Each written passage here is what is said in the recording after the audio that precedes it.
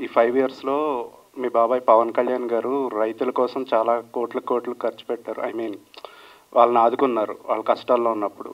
So, మీరు ఈ కాన్సెప్ట్‌ని సెలెక్ట్ చేసుకోవడానికి అది కూడా ఒక రీజన్ అనుకోవచ్చా?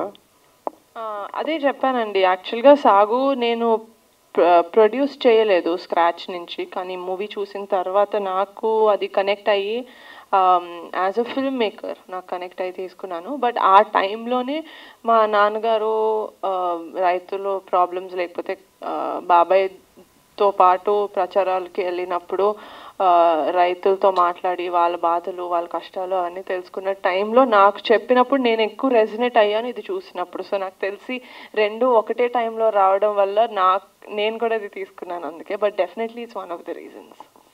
అలాగే ఇప్పుడు ఆంధ్రాలో ఎలక్షన్స్ జరుగుతున్నాయి కదా! Yes. సో, జనసేన పార్టీకి మీ తరపున ఎంతవరకు ప్రమోషన్ చేస్తున్నారు?